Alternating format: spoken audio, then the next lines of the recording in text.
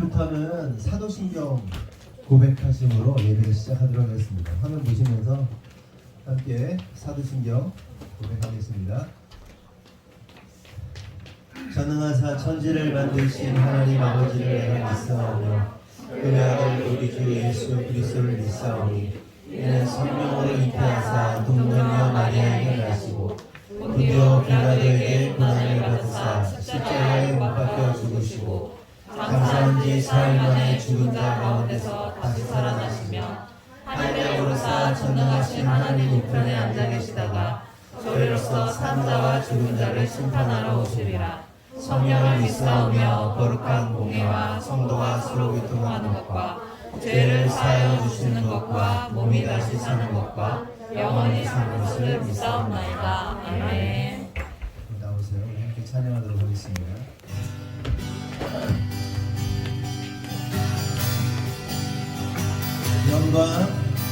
영광 가장 높은 곳에 영광 전능하신 주 생명의 말씀 되신 하나님의 어린 양께 영광 돌리세. 다시 한번 박수 치면서 영광 가장 높은 곳에 영광 전능하신 주 생명의 말씀 되신 하나님의 어린 양께 영광 돌리세. 주의 영광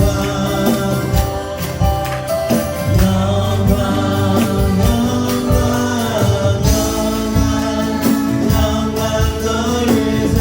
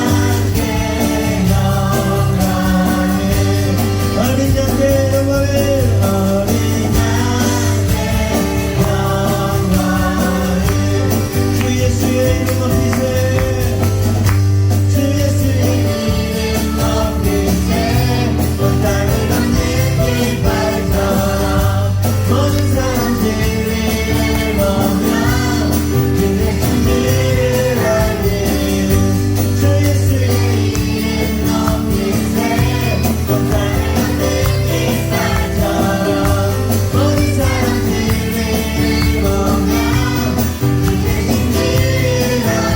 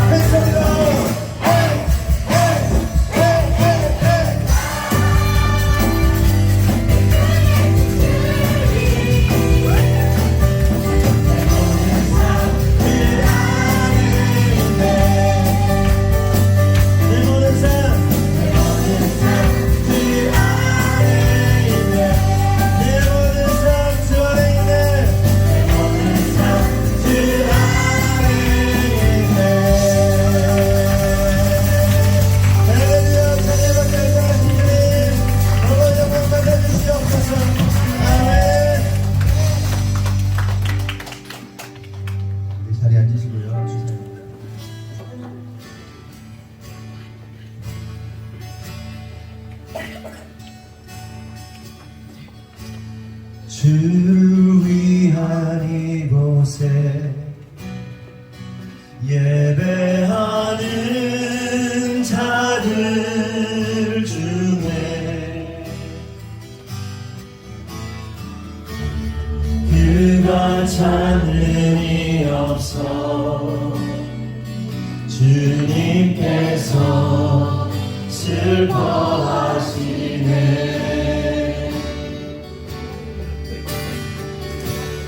주님이 찾으시네. 그 한 사람 그 예배자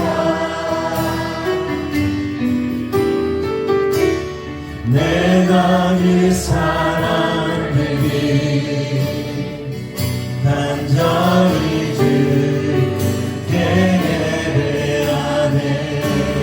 주내로 이곳에 서 있네. 주님께 엎드려 절하네. 그 어느 것도 난 필요 없네. 주님만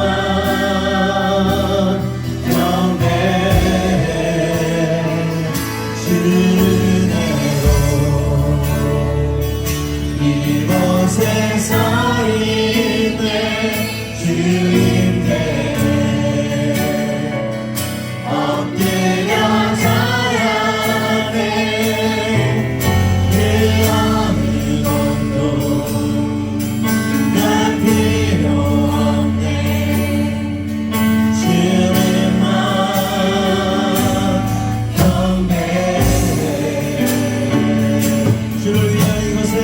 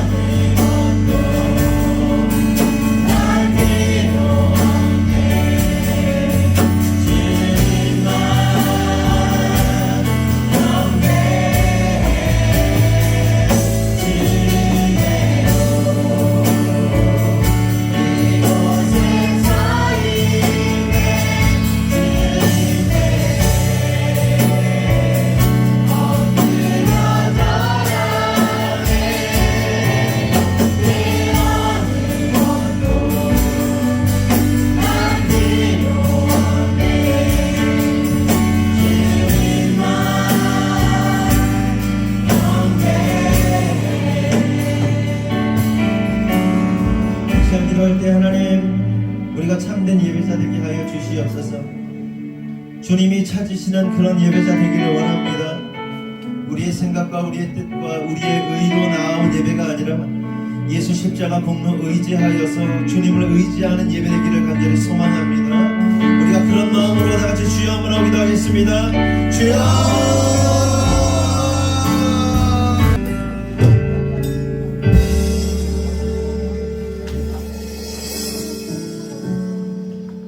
하나님 아버지, 한 주간도 저희를 인도하시고 보호하시는 하나님의 은혜와 사랑 사랑하심에 감사와 찬양과 영광을 돌립니다. 저희 안에 함께 하시는 성령의 인도하심에 따라 복된 주일 주님 앞에 모였사오니 거저 왔다가 거저 가는 성도들이 한 분도 없게 하시고 예배 중에 함께 하시는 하나님의 음성을 듣게 하시고 하나님의 능력으로 채워주셔서 세상으로 나아가 하나님의 자녀로서 증거하며 살아가는 저희 모두에게 은총을 내려 주시옵소서. 하나님 아버지, 머리털보다 더 많은 죄 가운데 사는 저희들입니다. 또한 의심 많은 도마처럼 하나님의 동행하심을 순간순간 의심하는 저희들을 불쌍히 여기시고 반석 같은 믿음의 사람들이 되게 하여 주시옵소서. 세상 욕심에 이끌리는 생활이 되지 않게 하시고 성실함으로 하나님의 말씀을 실천하는 성숙된 믿음이 되게 하여 주시옵소서. 저희의 삶이 예수 그리스도를 닮아가기를 원하오니 성품과 인격이 날마다 새로워지게 하옵소서. 지난 새해 새날 다짐한 모든 계획들 가운데 아버지 항상 함께하여 주셔서 저희가 다른 길로 가지 않고 넘어지지 않고 오직 주님의 인도하심으로 강구하는 모든 것들이 이루어지는 한 해 되게 은혜 내려 주시옵소서. 복 받기보다는 아버지가 원하시고 기뻐하는 삶을 살며 모든 것 주심에 감사하며 영광 올려드리는 모든 성도들 되게 하여 주시옵소서. 다음 세대를 위하여 기도드립니다. 출생률이 점점 줄어들어 전국의 수많은 학교들이 폐교하고 있는 상황에서 한국교회에 수많은 다음 세대를 보내주시어 믿음의 대를 잇게 하심에 감사드립니다. 우리 다음 세대 아이들이 부모의 믿음을 뛰어넘는 자들 되게 하시고 부모의 11조의 몇 갑절을 뛰어넘어 경제적 자유를 누리는 다음 세대에 되게 하여 주시옵소서. 특별히 이번 주 겨울 수련회를 열게 하시어 하나님과 더 친밀하게 교제하게 하심을 감사드립니다. 이번 겨울 수련회를 통하여 아이들의 기독교 세계관이 더 확장되고 열릴 것을 믿습니다. 핸드폰 없이 오직 말씀과 토론, 설교, 기도만으로도 주님 안에서 즐거운 시간을 보내게 하심에 감사드립니다. 은혜 안에서 오늘도 풍성한 교제를 나누게 하시며 아이들에게 평생 잊을 수 없는 시간으로 기억되게 하여 주시옵소서. 어려서부터 말씀으로 기도로 세상과 구별되어 훈련받는 우리 아이들이 세상에 나가 어느 곳에 있든지 선한 영향력을 끼치는 리더자들 되게 하여 주시옵소서. 저희 교회를 사랑하시는 하나님, 이곳에 교회를 세우시고 지금까지 인도하심에 감사드립니다. 저희 교회 모든 성도들이 성전을 밟기만 해도 힘이 되고 기쁨과 감사가 넘치는 교회 되게 하여 주시옵소서. 말씀을 사모하고 저희에게 주신 사명 넉넉히 감당해 나아가는 교회와 성도 되게 하여 주시옵소서. 가난한 자와 약한 자들에게 위로와 사랑으로 감싸주고 예수 그리스도의 사랑을 실천하며 한 영혼 한 영혼을 살리는 교회 되게 하여 주시옵소서. 성도 간 배려와 사랑으로 중보하며 교제하는 복된 교회 되게 은혜 내려 주시옵소서. 특별히 성전 건축을 통해 하나님의 일하심을 저희로 하여금 목도하게 하심을 감사드립니다. 모든 성도들이 한마음 한뜻으로 마음과 뜻을 모아 하나님 아버지를 응원합니다. 성전의 건축을 위해 재정에 헌신을 결단한 성도들의 삶에 강력하게 역사하셔서 헌신의 결단대로 삶이 풀어지는 역사 일어나게 하여 주시옵소서. 새로 지어질 성전이 완공됨과 더불어 모든 성도들도 새로운 피조물로 새로운 성전으로 거듭나게 하여 주시옵소서. 그리하여 더 깊은 부르심으로 더 높은 부르심으로 하나님과 더 친밀하게 교제하게 하여 주시옵소서. 하나님 아버지, 육신의 질병과 마음의 상처 입은 심령들이 있습니다. 하나님, 이들의 고통에 눈과 귀를 기울여 주셔서 오늘 예배를 통하여 위로받고 치유되는 시간 되게 하여 주시옵소서. 권능 있는 말씀을 통하여 힘을 얻고 성전을 나갈 때 감사와 찬송으로 하나님의 살아계심을 느끼며 돌아가는 발걸음이 되게 하여 주시옵소서. 오늘도 예배를 위하여 섬기는 모든 손길들을 기억하여 주시고 축복하여 주셔서 그 봉사로 인해 더욱 하나님께로 다가가는 은혜를 더하여 주시옵소서. 말씀을 전하실 사모님께 성령께서 함께 하셔서 성령의 능력을 더하여 주시옵소서. 준비할 말씀을 담대하게 선포하게 하시고 말씀이 선포될 때 저희의 영혼육이 강건해지고 말씀을 삶으로 살아내게 하여 주시옵소서. 감사드리며 예수님의 이름으로 기도합니다.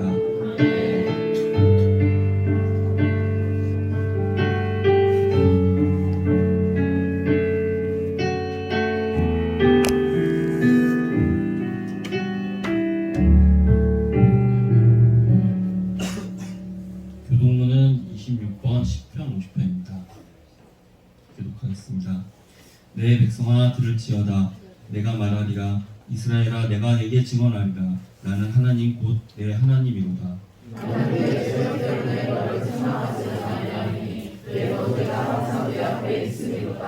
내가 내 집에서 수소나 내 우리에서 숫염소를 가져가지 아니하리니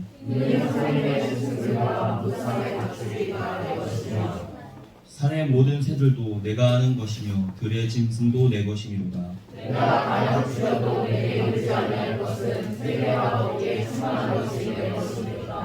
내가 수소의 고기를 먹으며 염소의 피를 마시겠느냐.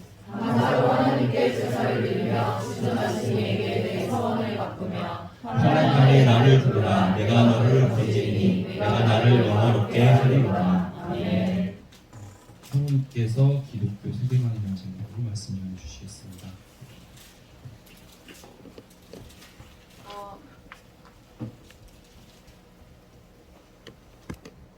먼저 어제 저희가 오전 프로그램 중에 그 하브루타 발표하는 게 있었거든요. 그게 있었는데 여기 보시면 토론 주제에 따라서 초중고로 구분해서 이제 진행을 했는데 첫 번째가 조예슬이 예배 시간에 자는 잠의 의미에 대해서 발표하는 게 있었어요. 토론해가지고 왜 예배 시간만 되면 잠을 자는가. 그래서 지금 그 두 번째, 세 번째 토론도 굉장히 열띠게 토론을 이어갔는데 저희가 이제 다 듣기는 좀 그렇고 사실 3번이 가장 재미있긴 했지만요. 그 1번 아이들이 너무 생각보다 유치부 토론 주제였거든요. 저게 예슬이가 왜 모든 예배 시간에 잠을 자는가가 그 유치부 애들의 토론 주제였는데 그 코딱지들이 너무 잘 토론을 잘한 거예요. 그래서 이거는 사람들이 좀 성도들이 다 봐도 되겠다. 그리고 어떻게 결론을 냈는지를 좀 들어도 되겠다는 생각이 들어서 오늘 보고 먼저 한 다음에 제가 강의를 어제에 이어서 이어가도록 하겠습니다. 우리 친구들 어제 했던 친구들 다 나와주세요. 유치부만 다 나와주세요. 유치부만. 어제 예슬이도 나가고. 주한이. 준우. 앞으로 나가.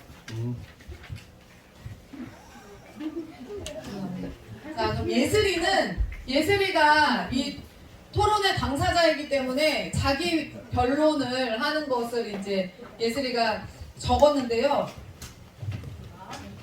예슬이가 왜 네가 잠을 자는지에 대해서 크게 예슬아 어제처럼 잘 하면 돼. 알았지? 크게 예슬이 이야기를 먼저 한번 들어주세요. 저는 예슬입니다. 저는 예배 시간에 졸려서 자는 것입니다. 11시 반에 자서 9시에 일어나면 졸립니다. 일찍 자고 싶은데 기도하고 성경 통독하고 책 읽고 싶고 일 읽고 하면 함께 자게 됩니다. 그리고 친구들과 있을 때는 뛰기 때문에 잠이 안 오는데 예배 때는 가만히 앉아 있으니까 졸립니다. 그리고 저는 밥을 먹고 나서 잠이 깹니다. 예배 시간에는 밥 먹기 전이라 잠이 옵니다. 저는 여기 예슬이 이제 들어가도 돼요. 저는 예배 시간에 졸려서 자는 것입니다. 졸리니까 저기 좀 안 졸린데 어떻게 자겠어요? 11시 반에 잔대요. 전날에 9시에 일어나는데 졸립대요. 11시 반에 자니까 일찍 자고 싶은데 기도하고 성경 통독하고 다른 책들도 읽고 또 깨끗이 씻고 본인이 잘 이불 본인이 깔고 그러면 늦게 자게 된대요. 그리고 친구들과 있을 때는 막 뛰기 때문에 잠이 안 오는데 예배 때는 가만히 앉아 있으니까 졸립니다. 그리고 밥을 먹고 나면 잠이 깹니다. 그런데 밥을 먹기 전에는 졸립니다. 이렇게 이제 얘기를 한 거예요. 이에 대해서 우리 코딱지들이 다른 코딱지들이 뭐라고 했는지 주한이 나오세요. 주한이 크게 얘기해요. 저는 유주환입니다. 예슬이는 예배 시간에 자면 안 됩니다. 예슬이는 예배 시간에만 자고 놀 때만 일어납니다. 예슬이가 졸릴 때는 눈을 크게 뜨고 사모님, 목사님 얼굴을 잘 보면 됩니다. 그래도 졸리면 그래도 됩니다. 저는 옛날에 졸려서 눈을 감겼는데 또 참았더니 끝까지 자지 않았습니다. 네, 이렇게 썼어요. 그래서 참으면 된다. 근데 쟤는 안 참는다. 이렇게 이제 썼어요. 주는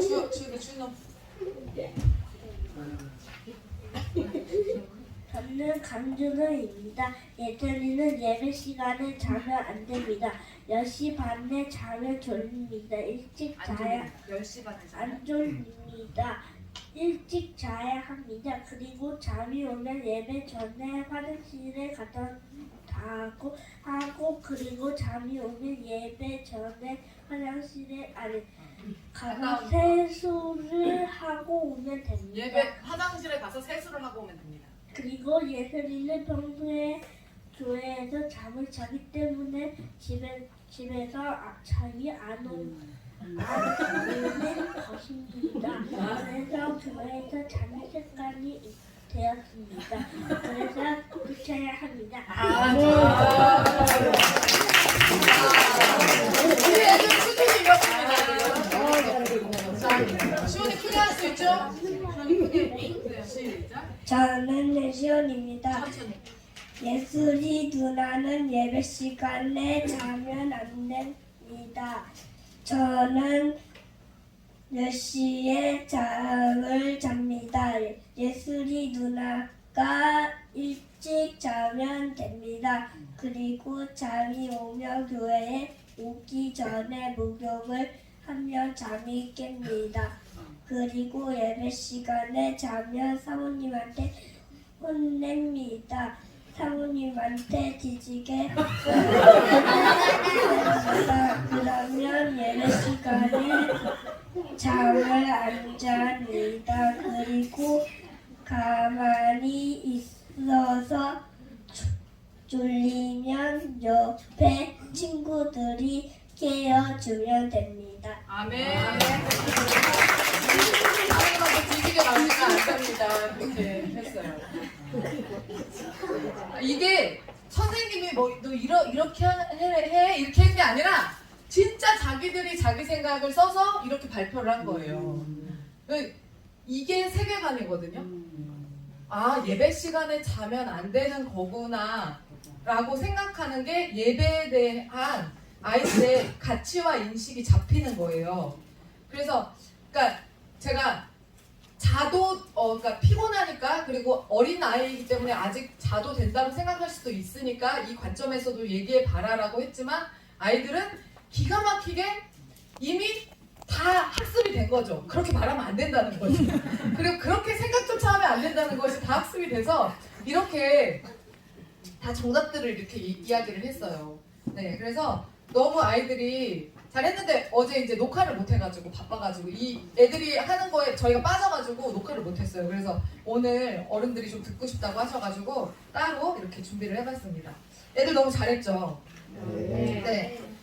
그리고 계속해서 이제 기독교 세계관 어제 1, 2챕터를 했고요. 오늘 3, 4챕터를 제가 들어가도록 하겠습니다. 3챕터의 제목은 영혼 구원과 교회 거룩 두 개 중에 어느 것이 먼저인가 이거거든요. 영혼 구원과 교회 거룩 중에서 어떤 게 먼저인가. 근데 먼저 어제 이제 아이들에게 그걸 가르쳐줬어요. 세계관이 무엇인가를 가르쳐줬죠. 세계관이 뭐라 그랬어요? 세상을 바라보는 관점, 세상을 바라보는 눈, 안경 뭐 이런 얘기 했어요. 자, 세상을 바라보는데 아무도 아무 생각 없이 세상을 바라보지 않아요. 세계관이라고 그랬어요. 그런데 여러분들도 마찬가지로 어떤 사건이 있으면 사건이 딱 터졌을 때 그 사건에 대해서 아무 생각이 없는 사람이 있고 또는 그거를 전혀 생각지 못한 어떤 방향으로 풀어서 해석해주는 사람이 있고 그냥 일상적인 그냥 사건이지라고 생각하는 사람이 있어요. 사건인지도 인식하지 못하는 사람들도 또 있어요. 그것 또한 세계관이에요. 그것 또한. 근데 창세기 35장에 나오는 야곱이 베냐민을 이름을 짓는 장면이 나오거든요. 근데 저 장면이 어떤 장면이냐면 라헬이 라헬이 유일하게 그 야곱이 사랑했던 여자잖아요. 4명의 여인 중에서 4아내 중에서 유일하게 사랑했던 아내인데 너무 일찍 죽었죠. 야곱이 라헬이 베냐민을 낳다가 아이를 낳다가 죽거든요. 근데 베냐민의 이름을 지을 때 길에서 노상에서 에나타가 죽은 거예요. 실제로 성경에서 나와요. 라헬은 길에서 에나타가 죽습니다. 노상에서. 그런데 저때 죽기 직전에 라헬이 엄마 없이 살아가게 될 그 아이를 보면서 그 3명의 의붓 어머니들한테 얘가 당할 것을 생각하고 아버지가 보호해주지 못할 것을 막 생각하면서 걱정이 되는 마음으로 이름을 뭐라고 지었냐면 이 아들을 베노니라고 지어요. 베노니라고. 베노니는 뜻이 뭐냐면 고통의 아들, 슬픔의 아들이라는 뜻이에요. 그런데 이 베노니라는 이름을 듣고 야곱은요 어떻게 짓냐면 아니야, 똑같은 장면을 바라보면서 똑같은 상황 속에서 아니야, 엄마가 없어도 이 아들은 하나님께서 강한 오른손으로 지켜주실 거야. 그래서 오른손의 아들이라고 해서 베냐민이라고 이름을 지어요. 우리가 베냐민이라고 부르지 베논이라고 부르지 않잖아요. 그러니까 같은 사건을 분명 마주했지만 그 해석이 다르기 때문에, 전혀 다르게 해석을 했기 때문에 그 해석대로 인생이 되어진다는 거죠. 그래서 베냐민 지파를 통해서 누가 나오냐면요, 성경의 위대한 인물 중에 누가 나오냐면 초대왕, 이스라엘의 초대왕 사울왕이 나오고요. 나중에 변절했긴 했지만 신약에서는, 그래서 사울에 대해서 이야기할 때, 그러니까 사울한테 처음에 사무엘이 사울을 찾으러 갔을 때, 기름 부으러 갔을 때 뭐라 그래? 나는 가장 작은 베냐민 지파의 사람이다라고 자기를 그렇게 소개하잖아요. 그런데 그 위대한 인물이 사울왕이 어쨌든 나오고, 신약에서는 누가 나오냐면요, 사도 바울이 바로 베냐민 지파 사람입니다. 그래서 이 위대한 사람들이 이 베냐민 지파를 통해서 나오게 됩니다.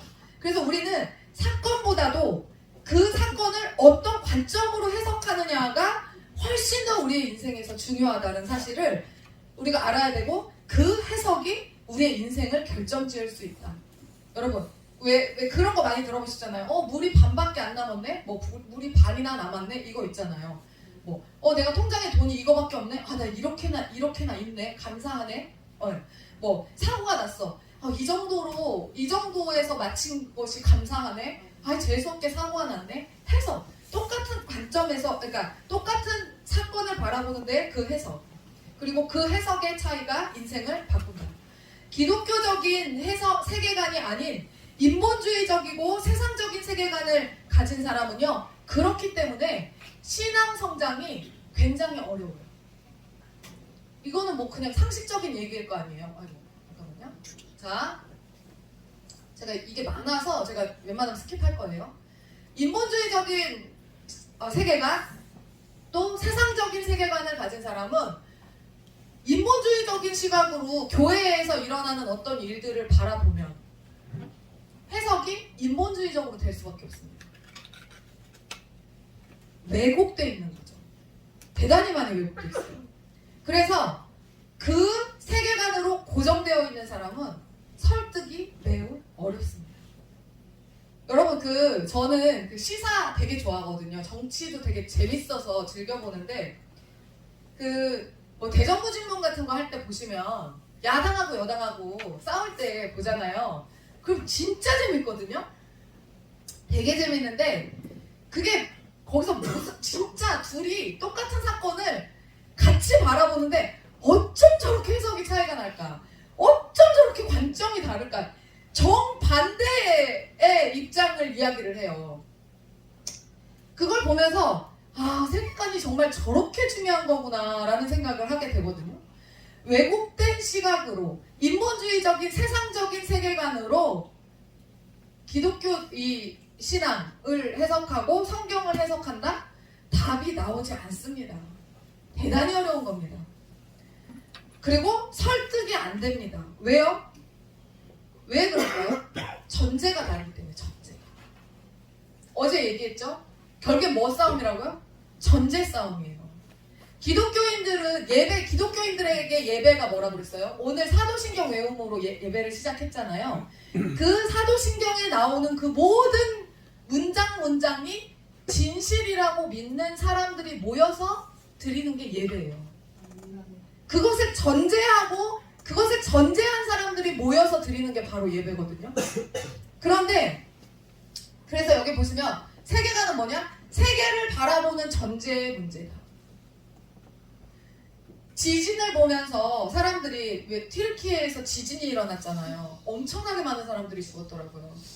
그 지진을 보면서 세상 인본주의적인 관점을 가지고 있는 사람들은 뭐라고 이야기하냐면 하나님이 계시다면, 신이 계시다면, 이런 큰 사건이 일어날 때마다 그런 식으로 얘기를 합니다. 하나님이 계시다면, 신이 계시다면 어떻게 저런 일이 인간 세상 가운데 저런 끔찍한 일이 일어날 수 있느냐. 신은 없다. 이런 식으로 이야기를 하지만 그것은 인본주의적인 세계관으로 세상을 바라보기 때문에 그렇게 해석하는 거예요. 신본주의적인 세계관을 가진 사람들의 해석 방식은 하나님이 이 땅을 창조하시고 통치하시고 운행해 가신다는 사실을 믿어 의심치 않습니다. 그 모든 사건 역시 안타까운 일이긴 하지만 하나님의 손 안에서 일어나고 있다는 사실을 그냥 인정하고 받아들입니다. 그것이 우리에게 일어난다 할지라도 여러분 마찬가지예요. 그런 일이 우리에게 일어나면 안 되겠지만 그들의 희생도 너무나 안타까운 일이지만 그 사고에 대해서 그런데 우리는 그것을 받아들이는 사람들이에요. 그게 차이가 있는 거예요. 자, 그렇기 때문에 어떤 신앙적으로 부부간에 형제간에 친구간에 여러분 부딪힌다 할 때요. 결국엔 절대 설득이 될 수 없는 이유가 뭐냐면 그러니까 싸워봐야 소용이 없어요. 절대 설득이 될 수 없는 이유가 뭐라고? 전제가 다르기 때문이다. 전제가 다른데 어떻게 여러분 보세요. 누가 이제 수입이 생겼어. 생각지도 못한 어떤 수입이 생겼어. 그러면 신본주의의 해석을 하는 사람들은 어떻게 해석하냐면 와 주님이 나한테 이 돈을 딱 맞게 주셨어라고 해석을 합니다. 이 돈이 주님께로부터 왔다라고 고백을 해요. 그게 신본주의적인 관점을 가진 사람들의 고백이에요. 그런데 인본주의적인 관점을 가진 사람들의 고백은 뭐냐면 그것은 하나님께로부터 온 것이 아니라 그냥 들어올 때가 돼서 들어온 돈이다. 혹은 그냥 우연히 그 사람이 그때 돈이 돌아서 들어오게 된 것이다. 그냥 그 이상도 그 이하도 아니다. 왜 여기에 하나님이 결부가 되냐? 하나님이 진짜 돈을 준 건 아니잖아요. 하늘에서 돈이 뚝 떨어진 게 아니잖아요. 그러니까 정말 보여지는 그대로만 해석을 하는 거예요. 근데 신본주의적인 관점에서 사는 사람들은 하나님의 손이 보이지 않는 하나님의 손이 보여지는 것처럼 말한다는 거죠. 달라요. 그렇기 때문에 설득시키기 전에 먼저 그 싸움이 계속 맴도는 싸움이 되지 않기 위해서는 상대방의 전제를 먼저 파악하는 것이 대단히 중요하다는 사실이에요. 그래서 세계관은 세계를 바라보는 전제의 문제다. 어떤 세계관을 가지고 있냐? 그게 서로 이해가 안 되면 끊임없이 싸우다가 끝나는 겁니다. 그래서 야당, 여당 맨날 싸우는 거고요. 보수하고 진보 맨날 싸우고 있는 겁니다. 그 답이 안 나와요.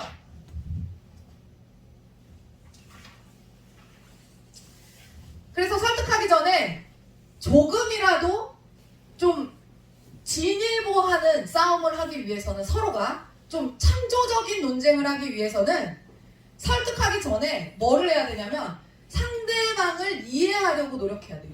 그러니까 이해라는 말이 뭐냐면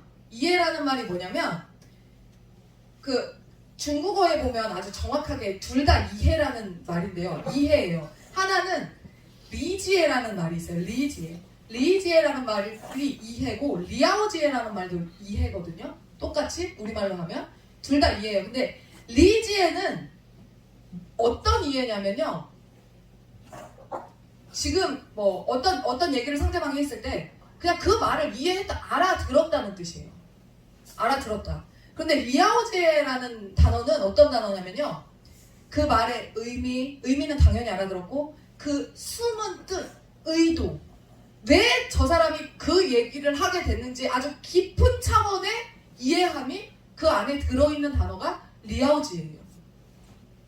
근데 우리는 대부분 어떠냐면요, 리지에도 안 해요. 그냥 알아듣는 것조차 못해요. 상대방의 말을. 리아우지에까지는 바라지도 않아. 리지에도 안 간단 말이에요. 그래서 설득하기 전에 상대를 이해하려고 노력해야 돼요. 근데 이 이해는 뭐냐면 상대방의 주장을 그냥 수긍하거나 인정하는 게 아니라, 그리고 이해는 무턱대고 그 사람한테 맞추라는 게 아니에요. 상대방이 어떤 전제를 하고 이 이야기를 하고 있는지에 대해서 생각해보라는 거예요. 상대방이 어떤 전제로 이 얘기를 하고 있는지. 그러면 사실 신본주의적인 사람과 인본주의적인 사고를 가진 사람이 대화를 한다고 하더라도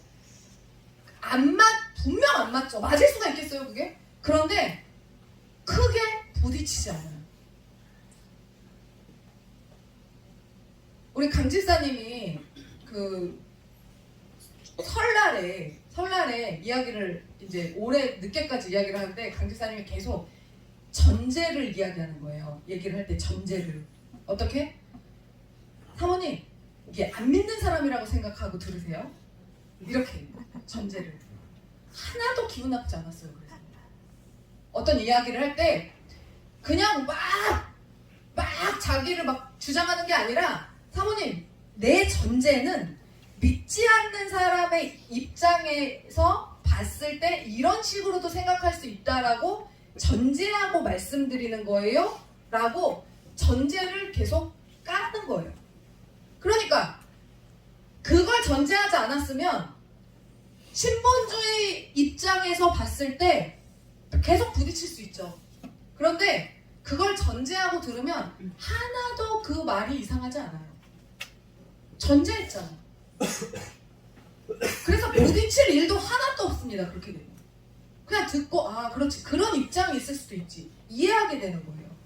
그 상대방의 그리고 상대방이 지금 이 말을 오해하지 않도록 자기 전제를 이야기하는 거잖아요. 그러니까 배려하는 거예요, 상대를. 그렇게 이야기를 하는 거예요. 부모와 자녀 간의 갈등이 많습니다. 여러분, 자녀들이 대부분 어떻게 하는지 아세요? 나는 부모처럼 살지 않을 거야. 나는 부모처럼 살지 않을 거야. 이렇게 이야기하거든요. 나는 엄마처럼 살지 않을 거야. 휘민이가 맨날 하는 말이 뭐냐면, 난 엄마 같은 사람은 안 만날 거예요. 난 절대 미쳤어요? 막 이렇게 얘기해요. 엄마 같은 사람 안 만날 거라고. 그래서 제가 뭐라고 그랬냐면, 야, 마누라가 1년에 몇 억씩 벌어오면 너는 싫으냐? 제가 그랬어요. 그러니까 그건 조금 돈은 좋겠지, 돈은. 부모와 자녀 간의 갈등이 많습니다. 나는 아빠처럼 살지 않을 거예요. 나는 엄마처럼 살지 않을 거예요. 어느 순간 보면 어떻게 해요? 엄마랑 똑 닮은 여자를 데리고 오고 아빠랑 똑 닮은 남편을 데리고 옵니다. 100%입니다. 100% 아니에요? 맞아요. 저기 민영 집사님, 아빠를 기억이 안 나잖아. 아빠가 기억 안 나잖아. 아빠를 본 적은 있겠지. 근데 무의식 속에 있겠죠. 아주 어렸을 때 봤기 때문에 인지가 안 되잖아요. 아빠를 찾은 걸 거예요. 비슷한 끌림이 분명 무의식적인 어떤 게 분명 아빠의 모습이 이럴 거예요. 근데 상태가 안 좋은 아빠였겠지. 네? 근데 상태 좋을 때는 저 모습인데 상태가 안 좋을 때 아빠의 모습을 경험한 걸 거예요. 제가 막 결혼하고 나서 얼마 안 됐을 때 제가 막 아빠를, 우리 아빠는 막 뭐 일평생 엄마가 뭐 밥을 해줘도 마음에 안 들면 뭐 라면 끓인다고, 지금도 그러잖아요. 잔치상을 차려놔도 혼자서 라면 끓여 먹고 있잖아요. 제가 막 뭐라 하잖아요. 막 아빠를 막 목사님한테 막 이렇게 험담을 막 하고 있으니까 라면 때문에 험담하고 있었거든요. 라면. 왜 이렇게 라면을 좋아하는지 모르겠다고 막 이러면서 막 그러고 있는데, 되게 자기 노릇을 두둔하는 거예요. 나는 당신의 그 말에 동의할 수 없는데 어쩌고 저쩌고 하면서 막 되게 두둔하더라고요. 그러더니 세상에 살다 보니까 라면을 얼마나 좋아하는지 본인이 먹으라고 했는데 먹는다니까요, 저 사람이. 진짜 엄청 좋아하더라고요. 아, 저런 게 똑같구나. 저희 아빠가 잡식이거든요. 목사님 완전 잡식이에요. 음식을 할 때 그냥 다 때려놓고 합니다. 그래서 제가 목사님 음식을 별로 안 좋아합니다. 저는 섞이는 거 싫어하거든요. 그러니까 똑같을 거예요. 지금 결혼한 내 남편의 모습이 아빠의 모습이에요. 그리고 내 아내의 모습이 엄마의 모습이에요. 기가 막히게 만납니다. 그런데 안 좋은 것까지 가지고 같이 이제 그게 있으니까 장점만 가지고 있는 게 아니라 안 좋은 점도 같이 가지고 있으니까 그게 이제 우리가 그것들을 잘 서로 다독이면서 살아야 되니까 그게 어려운 거죠. 목사님 입장에서는 저도 마찬가지겠죠. 그래서 나는 그런 부모 만나지 않을 그런 부모가 되지 않을 거야라고 말하지만 절대 그렇지 않아요. 그래서 시간이 지나다 보면 여자는 애를 낳고 나면 엄마의 심정을 알게 된다. 그래서 결국에는 결혼하고 애 낳고 나면 여자들은 다 효녀가 된다. 이런 얘기가 있잖아요. 물론 저희 집은 빼고 저는 절대 효녀가 아닙니다. 그래서 그렇게 보면은 근데 다들 우리 성도들 보면은 엄마들한테 다 잘하더라고요. 저 빼고 얘기하는 겁니다. 네. 세계관은 결국엔 관점이다. 영어로 뷰포인트라고 그러죠. 뷰포인트. 자, 3단 논법으로 주장하는 게 있어요. 어떻게 주장하냐? 첫 번째, 목사님은 강단에서 죄를 지적한다. 두 번째, 죄를 지적하는 것은 사랑이 없는 행위다. 세 번째, 그렇기 때문에 죄를 지적하는 목사님은 사랑이 없다. 관점을 바꿔야 되거든요. 여러분 이거 보세요. 이 논리로 쫙 연결을 해서 말을 해도 말이 되죠? 말이 됩니다. 단점을 지적하는 것은 사랑이 없는 행위지. 왜? 남의 수치를 드러내는 거니까 사랑이 없는 행위죠. 그런데 그래서 결론은 죄를 지적하는 목사님은 사랑이 없다. 그런데 사람들이 이것을 들었을 때 왜 이게 설득이 빨리 된다는 게 문제거든요. 이 얘기를 들었을 때 그거는 그 이유가 있어요. 왜냐면 목사님들이 성도들을 사랑하는 마음으로 강단에서 근본적인 문제인 죄를 지적하는 거거든요. 그런데 의미를 보지 않고 소리로만 이해하니까 그런 거예요. 그러니까 리지에를 하니까 리아오지에를 하지 않고 리지에를 문맥으로만 그냥 알아듣고 소리로만 알아들어 버리니까 지금 이런 일들이 발생하는 거거든요. 그래서 죄를 지적할 때는 분명 엄격합니다. 막 뭐라 해요. 어제도 정모한테 제가 막 뭐라 했어요. 위에서 따로 앉혀놓고 정모 울었습니다. 죄를 지적할 때는 원래 그런 거예요. 엄하게 엄중하게 경고하고 너 다시 한번 이런 일 있으면 너는 작살날 줄 알아? 이러면서 막 지적한단 말이죠. 그런데 이 모습만 보고 사랑이 없다고 판단해 버리면 안 되는 거예요. 이게 그렇게 했을 때 이게 그릇이 작거나 관점이 인본주의적이거나 아주 좁은 종지 같은 사람들은 나를 내가 아무리 그랬어도 이거를 어떻게 드러내고 공격할 수가 있어? 에이씨 막 이러면서 그렇게 얘기해요. 그런데 그래서 그런 이해함을 가지고 목사님이나 사모님을 자기의 죄를 그렇게 지적해주는 사람들에 대해서 공격하기 위해서 일반적으로 세상에서 생각하는 세계관으로 이 문제를 바라보면 당연히 죄를 지적하는 거는 사람이 없는 거죠. 보통 어때요? 보통 사람들이 죄를 지적받는 것에 대해서 좋아하는 사람이 누가 있어요? 쓴소리 듣는 거 여러분 싫잖아요. 근데 저는 그런 말을 많이 하는 사람이잖아요. 근데 제가 진짜 여러분들에게 부탁드리고 말씀드리고 싶은 건 뭐냐면 쓴소리를 듣는 것보다 하는 게 더 어렵습니다. 진짜요. 여러분 남편이나 아내 아주 편한 관계잖아요. 그럼에도 불구하고 남편의 어떤 허물들이 있을 때 그 허물에 대해서 직접적으로 이야기하는 거 쉽지 않아요. 아내에 대해서도 그런 이야기들 하는 거 쉽지 않아요. 남편이 오늘따라 유난히 발냄새가 나. 원래 안 나던 사람인데 오늘따라 유난히 발냄새가 나. 근데 발냄새 몰라요. 여러분들은 어떨지 모르겠지만 저는요. 아니, 목사님 발냄새 안 나는데 예를 들어서 목사님이 발냄새가 난다 그러면 그거 발냄새 난다고 말하기가 저는 좀 어렵더라고요. 남편이어도. 목사 안 그래요? 여러분들 좀 편하게 얘기해요? 아 그래요? 나는 어려운데? 저는 되게 좀 어렵더라고요. 뭐 이렇게 안 나는데 그런 식의 어떤 뭐를 할 때 그게 말하기 어려워요. 근데 목사님도 저한테 뭘 지적하거나 그런 얘기를 잘 안 하거든요. 근데 제가 나중에 스스로 깨닫고 드러낼 때 맞아 여보 내가 당신한테 그 얘기 하고 싶었어 라고 그제서야 이야기를 해요. 좀 약간 서로 그런 게 있어요. 쉽지 않아요. 그런데 부부간에도 그런데 남들한테 여러분 남들 눈곱 낀 거 가르쳐주는 거 쉬워요? 코털 나온 거 가르쳐주는 거 쉬워요? 뭐 손톱에 막 때가 막 꼬장꼬장 껴가지고 그런 거 지적하는 거 쉬워요?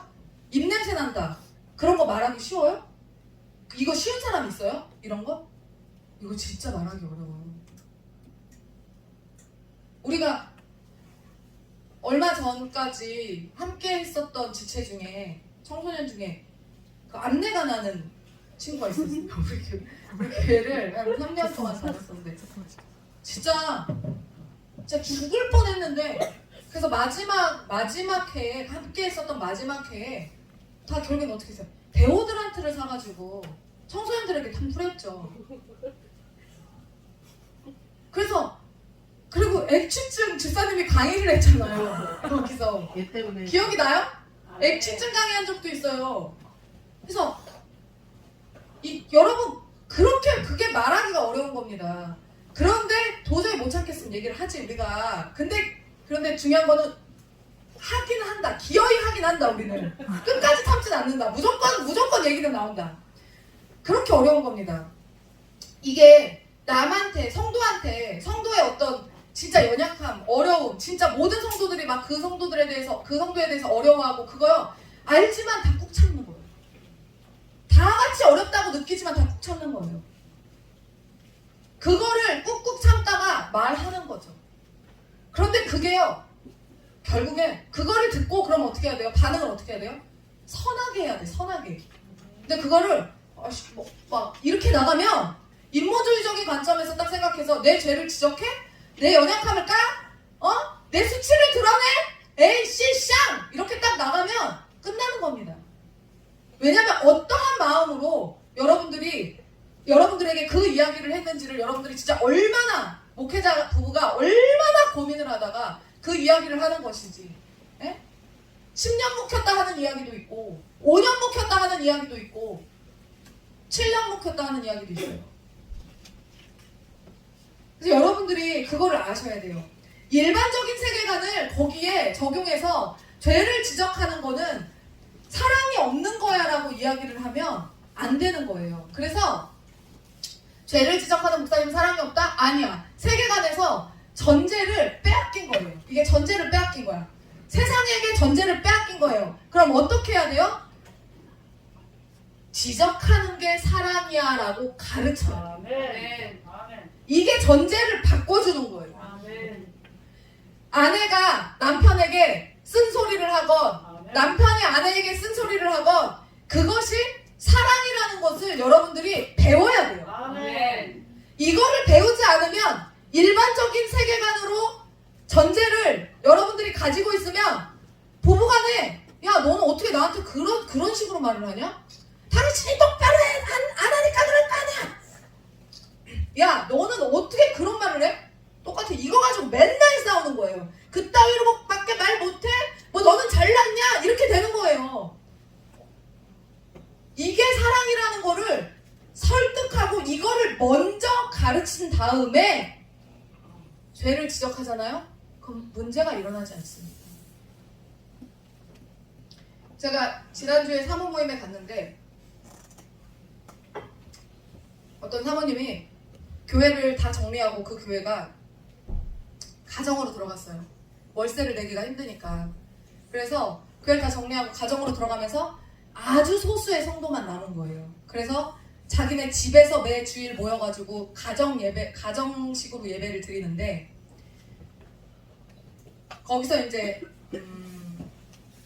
물론 뭐 예배의 형태는 다양할 수 있지만 저는 그 시작부터 그렇게 되기까지의 과정을 알고 있기 때문에 저는 사실 지지하거나 동의하진 않습니다.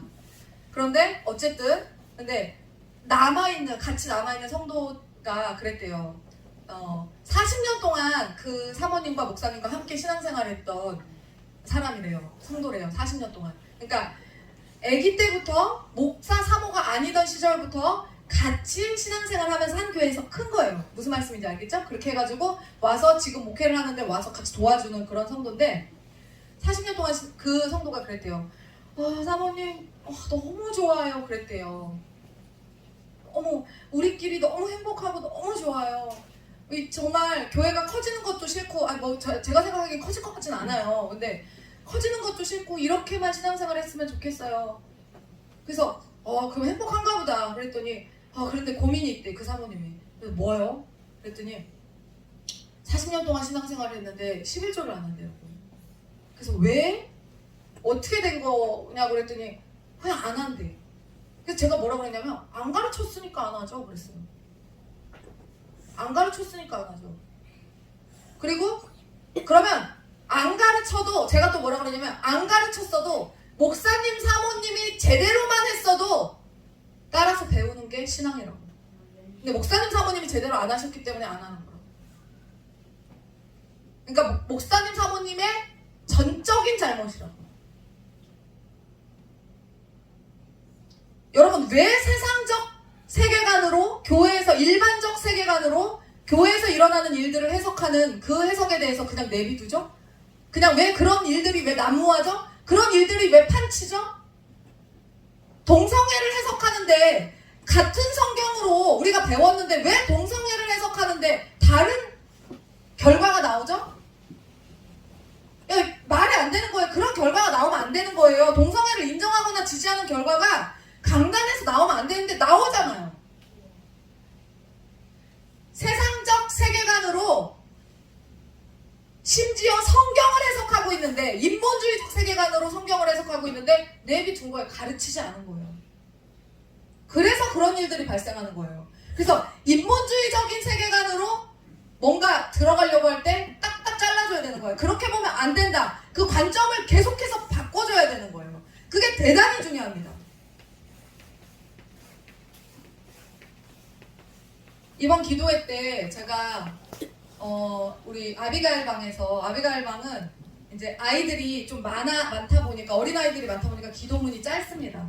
짧아가지고 일찍 끝날 수 있어요. 한 진짜 30분이면 끝날 수 있어. 근데 제가 그렇게 30분을 하고 후딱 해치우는 거를 원하지 않았어요. 그래서 성도들의 기도에 코멘트를 달아주기 시작했어요. 그 순간순간마다 오는 감동에 따라서 코멘트를 달아주다가 제가 이선영 집사님 기도를 하고, 이선영 집사님이 그동안 우리 안에 있으면서 좀 우리가 힘들어했던 부분들에 대해서 이선영 집사님에게 완전히 오픈했습니다.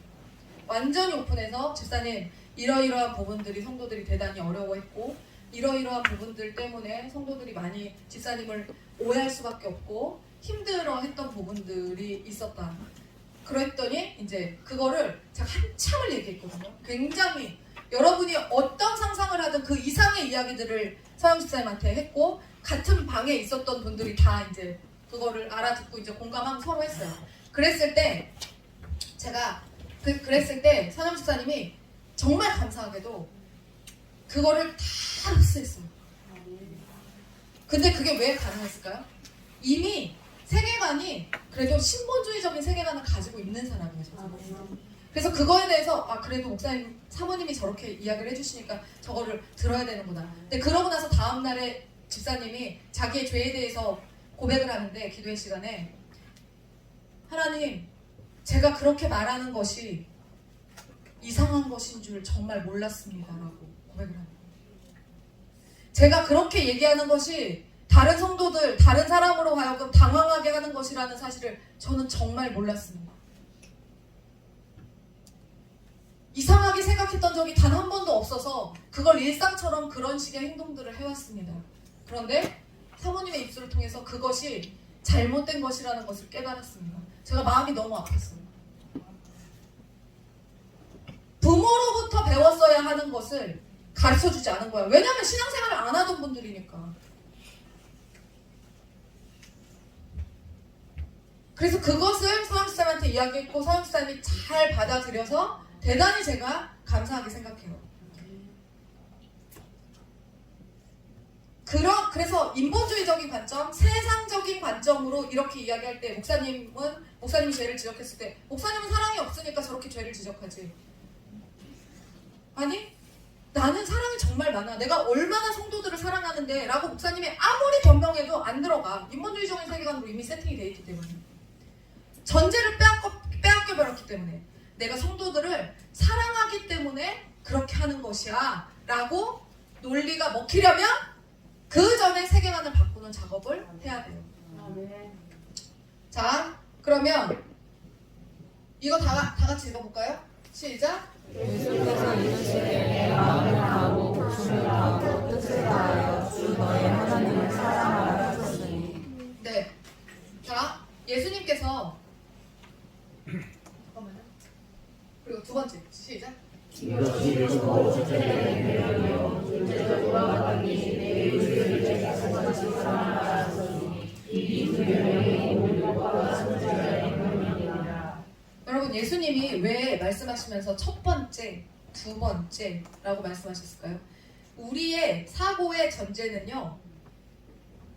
사람 사랑이 사람 사랑을 전제로 지금 사람 사랑과 하나님 사랑이 있거든요. 두 가지의 전제가 있거든요. 그러니까 사람을 사랑하는 것과 하나님을 사랑하는 것이 있는데 사람 사랑을 전제로 해서 그것을 기본으로 해서 하나님 사랑이 연결되는 것이 바로 뭐냐면 그게 인본주의예요. 무슨 말인지 아시겠죠? 사람 사랑을 기본으로 해서 하나님 사랑으로 연결되면 그게 인본주의고요. 하나님 사랑을 기본으로 해서 하나님 사랑이 전제가 되어서 이웃 사랑을 하게 되면 그게 신본주의예요. 이거 차이입니다. 인본주의와 신본주의의 차이가 이거 차이예요. 신본주의는 이거고 인본주의는 이거예요. 이웃 사랑이 먼저인 거예요. 신본주의는 하나님 사랑이 먼저인 거예요. 똑같아. 사랑은 똑같아. 그래서 동성애 단체들이 뭐를 이야기하는 거예요? 이렇게 이야기하기 때문에 문제가 되는 거예요. 이렇게 이야기하기 때문에. 이번에 아주 기독교 퀴어 운동하던 기독교에서 퀴어 운동하던 대단히 아주 그냥 가장 앞장서서 선두에 있던 임보라 목사 아시죠? 임보라 목사가 이번에 균형을 달리했습니다. 아무래도 자살한 것 같아요. 근데 갑자기 이제 그렇게 갔는데 깜짝 놀랐죠. 근데 여러분 이웃사랑이 전제되어 있는 사람들의 특징은 사실 이웃사랑 다음에 하나님 사랑도 아니에요. 인간 사랑이 먼저가 되면요 하나님 사랑은 사실 끝납니다. 저기 꼬두바리로 보내버리는 거예요. 동성애자들 불쌍한 영혼이니까 우리 크리스천들도 긍휼한 마음으로 바라보고 그들을 사랑하고 포용해줘야 한다. 근데 어떻게 사랑해주고 어떻게 포용하는지에 대해서 첫 번째 전제인 하나님 사랑이 결정하는 거예요. 그들을 포용하고 사랑하는 방식은 뭘로 결정하는 거라고요? 하나님 사랑을 전제로 결정하는 거예요. 사람의 감정이 결정하는 게 아니란 말이에요. 근데 인본주의는 사람의 감정으로 그들이 불쌍해. 요새는요 TV를 킬 수가 없어요. 다 퀴어 관련된 그 코드가 드라마마다도 안 들어가 있는 게 없고요. 막 이거는 진짜 너무 작품이 좋다 이러고 딱 보다 보면 어느 순간 훅 들어와 있어. 실제로 그 요소들이 아주 구석구석에 다 그냥 다 파고 들어가 있어요. 인본주의가 돼버리면 이렇게 하나님 사랑보다 이웃 사랑이 먼저 앞서게 돼서 인본주의가 되면 모든 것에 대한 해석이 다 바뀝니다. 인본주의적 성경 해석과 신본주의적인 성경 해석이 그래서 갈리게 되는 거예요. 똑같이 사랑에 대해서 이야기하지만 서로 말하는 그 사랑에 대한 전제가 달라요. 전제가 완전히 달라요. 이거 보세요. 사랑하기 때문에 동성애를 반대합니다. 전제는 뭐예요? 이웃 사랑은 인본주의야.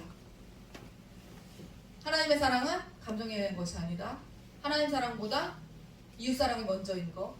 우리는 신본주의와 인본주의의 전제 다툼에서 우리는 신본주의의 전제로 세팅이 돼 있어야 된다. 그래서 이 전제를 세상 사람들에게 빼앗기게 되면요, 우리는 이 싸움에서 항상 집니다. 질 수밖에 없어요. 논쟁을 할 수가 없어요. 그래서 이 전제는요, 우선권의 문제거든요. 우선권. 그럼 보세요. 영혼 구원이 우선일까? 교회 거룩이 우선일까? 제가 3챕터만 하겠습니다. 4챕터 하지 않고요. 여러분, 교회 거룩과 영혼 구원 중에 어떤 게 우선일까요? 우리가 통상적으로 말할 때는 영혼 구원이 제일 중요하다고 말을 하잖아요. 네? 통상적으로 구원을 강조를 많이 합니다. 그래서 믿지 않는 영혼 한 영혼이라도 더 예배당에 데려오는 것이 사랑이다라고 생각을 하죠. 그런데 교회 거룩도 생각해보니까 이렇게 질문을 하고 보니까 만만치 않게 중요하긴 한데 그 생각이 들어요. 그러면 교회 거룩이 우선인 다음에 영혼 구원을 생각하는 게 맞나? 봐봐요. 이게 전제 싸움이에요. 자, 예배가 모욕을 당하고 예배 시간에 불경건하게 예배하는 사람이 있더라도 참아주고 인내하면서 어떻게 하든지 더 많은 사람이 복음을 듣게 하는 영혼 사랑을 더 우선순위에 두고 예배를 하다 보니 예배가 무너지는 거예요. 그 중에 대표적인 게 뭐예요? 말씀에 물타기 하는 거. 듣기 싫어하는 설교하지 않는 거. 이거 아주 대표적인 사례입니다. 앉아있는 사람들이 듣기 싫어할 만한 어떤 설교를 하지 않는 것. 그게 교회가 여러분 타락하면 교회가 타락한 게 뭐가 교회가 타락한 거예요? 뭐 사모님이 바람을 피거나 목사님이 바람을 피거나 뭐 그게 교회가 타락한 거예요? 아니, 타락한 거지. 물론 그 개인적으로 타락한 거죠. 교회가 타락하면은 이 교회 공동체 전체가 타락하려면 어떻게 돼야 타락하는 거냐면요, 결국엔 목사님의 메시지가 문제가 생기면 타락하는 겁니다. 그게 그거예요. 근데 목사님의 메시지가 이상한데 이상한 걸 못 느끼고 계속 그냥 같이 다 동의해서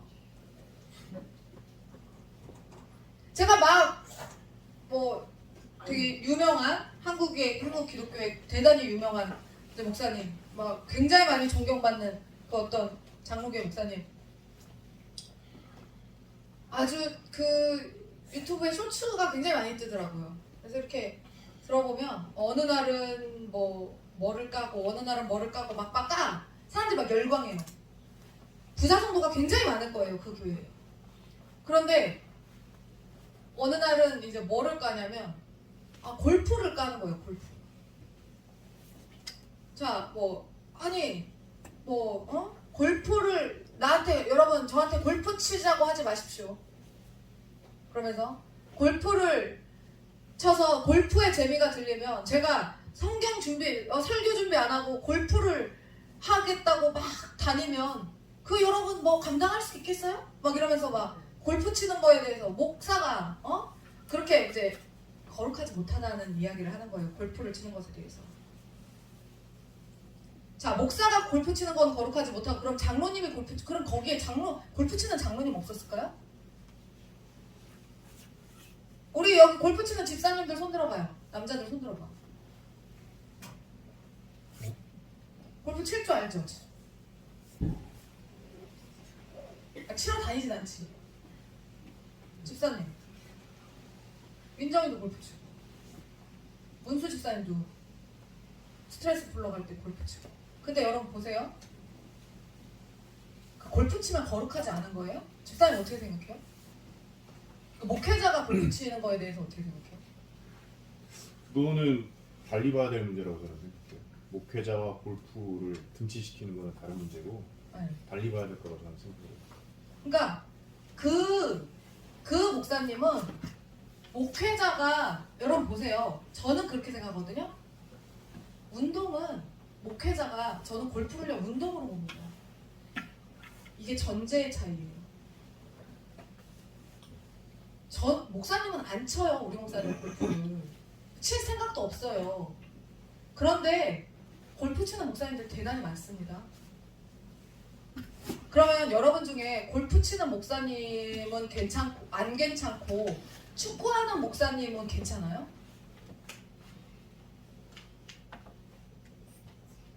그러니까 기준이라는 거는요, 여러분 사람마다 다 달라요. 근데 여러분의 기준에서 누군가의 기준에 따라서 그러면 골프장을 운영하는 성도가 있을 수도 있어요. 그리고 골프가 너무 익숙한 진짜 골프가 아무 뭐 이렇게 이게 무슨 옛날에는 귀족 스포츠 이런 느낌이 있었는데 지금은 굉장히 대중화됐어요. 요새는 자전거 타는 것만큼이나 골프를 많이 하더라고요. 골린이 막 이런 말 있잖아요. 우리 학부모들이요. 저기 보면요. 골프 친 거 있잖아요. 그거 막 엄청나게 올려놔. 아, 이렇게 골프를 많이 치러 다니는구나. 근데 다 젊은 사람들이에요. 그럼 그 사람들한테 그 부분에 대해서 만약에 그 사람들이 성도라면 그 부분에 대해서 깔 수 있어요? 그거 뭐라고 깔 거야? 근데 목사는 골프 치면 안 돼? 우리는 치지 않지만 저는 그렇게 생각하지 않거든요. 자전거도 탈 수 있다고 생각하고요. 목사는 골프 치면 안 된다. 장로는 그럼 골프 치면 돼요? 그럼 장로님이 목사님을 섬기고 싶어서 골프를 배우시라고 운동하시라고 목사님 가만히 앉아서 이것만 하고 계시면 안 된다고 운동하셔야 된다고 억지로 골프 회원권을 끊어갖고 등록을 시켜서 보냈어. 이거 하시라고 골프장을 운영하는 사람이 있고 그렇게 해서 보냈어. 그럼 그거 안 되는 거예요? 그거 치면 그거 죄야? 상황이요 진짜 다양할 수 있어요. 모든 상황을 다 그냥 껴맞춰갖고 거기다가 넣으면 안 돼요. 그러니까 그게 뭐냐면 목회자가 돈 많으면 안 된다라는 등식이거든요. 그게 목회자는 골프 치면 안 된다? 목회자는 뭐 하면 안 된다? 저는 그렇게 생각하지 않아요. 목회자가 골프 칠 수도 있고 축구할 수도 있고 족구할 수도 있어요.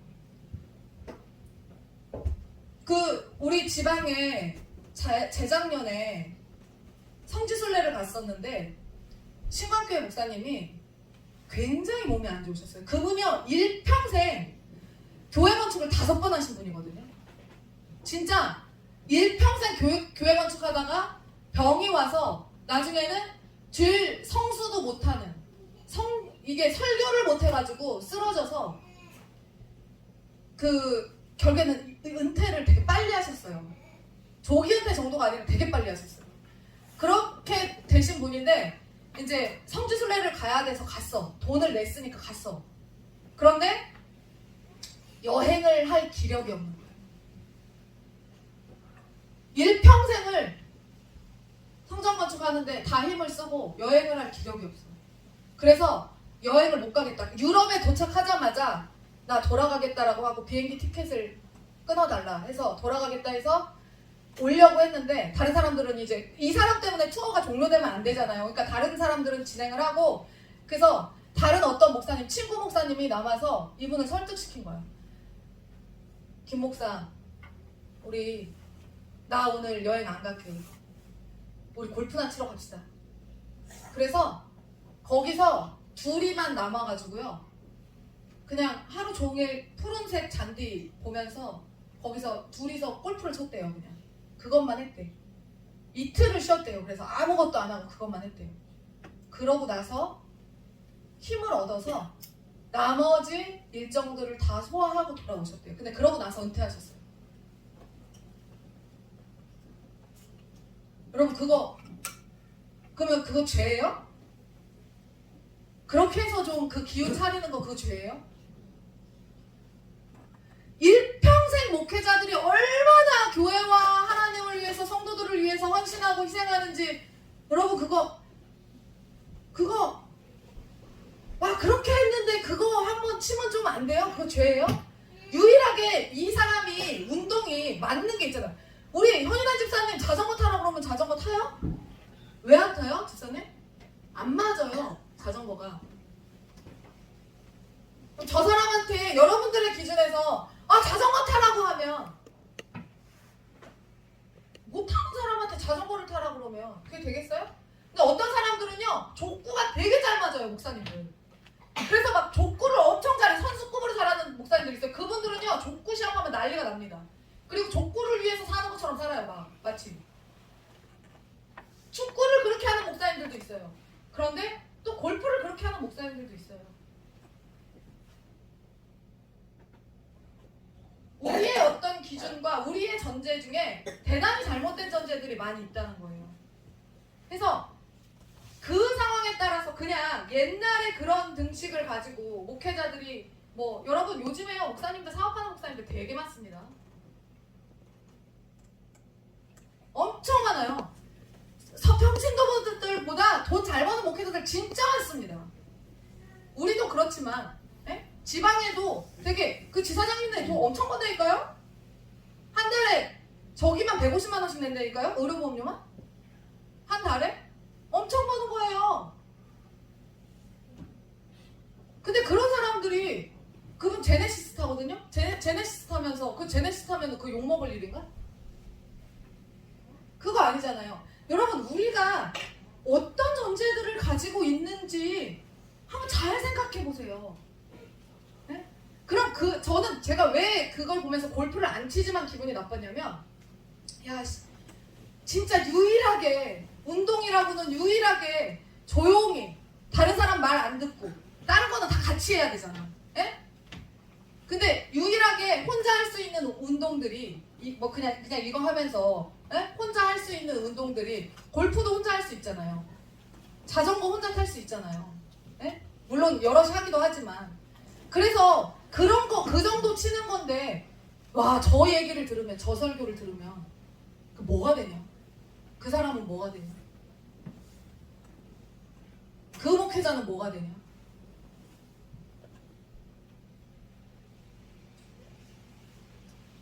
본인이 어떤 기준에 의해서 나는 골프를 하지 않겠다라고 그렇게 마음 먹을 수는 있지만 그 정도 영향력을 가지신 분이 저는 그렇게 하는 거는 옳지 않다라고 생각했어요.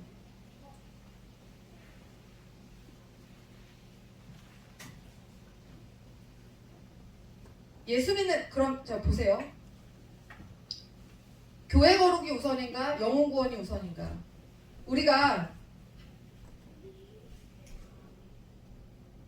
교회의 세속화가 어떻게 이루어지냐? 이웃사랑을 전제로 하기 때문에 세상이 이웃사랑을 전제로 하면 세상이 교회로 들어와 버립니다. 이웃사랑이 전제가 된 교회는 세상이 교회로 들어와요. 예를 들면 이런 거예요. 자, 공부방과 학원에서 처음에는요 아이들의 질을 따지지 않고 무조건 받아야 돼요. 무조건 문의가 오잖아요. 그럼 무조건 받습니다. 근데 아이들이 어느 정도 차잖아요. 그러면 뭐를 고민하는지 아세요? 질을 고민하게 됩니다. 똑같은 거예요. 처음에는 교회에 성도들이 없을 때는 그냥 이 성도도 오고 저 성도도 오고 해서 이제 모이잖아요. 모여요 막. 인원수가 좀 어느 정도 차. 왜냐면 처음부터 당신은 조금 우리 교회랑은 질이 안 맞습니다. 나가세요. 당신은 또 이래서 질이 안 맞습니다. 당신도 나가세요. 이러면 어떻게 교회가 유지가 되겠어요? 이게 교회가 생기겠냐고. 안 되지. 그러니까 보낼 수가 없어요. 그런데 우리 이 학원이나 공방에서도 마찬가지예요. 처음에는 받아. 근데 시간이 지나면 어떻게 해야 돼요? 걸러질 사람들이 걸러져야 돼요. 이게 뭐예요? 결국에는? 거룩이 유지돼야 되는 거예요. 거룩을 빼먹을 수가 없는 거예요. 거룩의 전제가. 네? 일단 들어오기만 하면 다 돼? 질이 어떻게 돼요? 수업의 질이 떨어지면 떨어져 나가게 돼 있어요. 다른 아이들이. 교회도 마찬가지예요.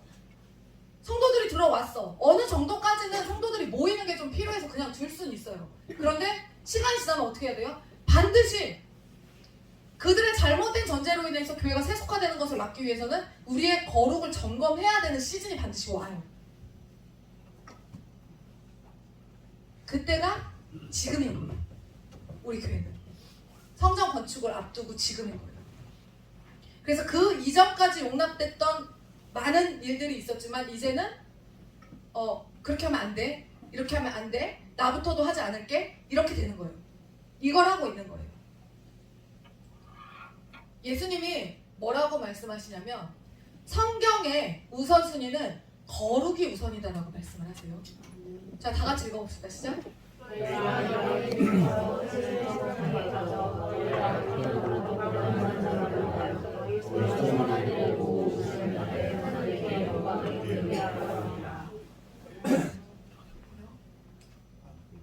네. 지금 여기 보면 뭐라 그래요? 너희가 이방인 중에서 행실을 선하게 가져서 너희를 악행한다고 비방하는 자들로 하여금 너희 선한 일을 보고 예수님이 재림하시는 날에 하나님께 영광을 돌리게 하려 합니다. 결국엔 어떻게 해야 된다는 거예요? 우리를 보고 어떻게 해야 된다는 거예요? 예수를 믿는 사람들이 생겨나야 된다는 거예요. 우리를 보고.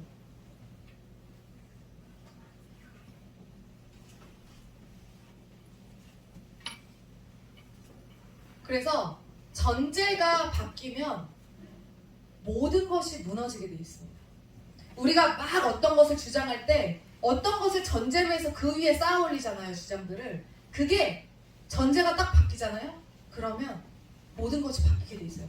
여러분, 저도요, 지금도요, 제가 어제까지 맞다고 생각했던 어떤 것이 아닌 것 같다. 이제 그러니까 하나님이 요구하실 때 있잖아요. 어떤 것을 딱 어제까지는 이게 됐는데 오늘부터 아닌 것 같다라는 것들이 있어요, 여러분. 저도 지금도 그래요. 그러면 어떻게 해요? 저는 그거 바꿉니다. 피 터져요. 제 안에서 그것을 바꾸기 위해서 피가 터집니다. 제가 요즘에 욕 끊어내고 있다고 그랬잖아요. 욕 끊어내고 있다고.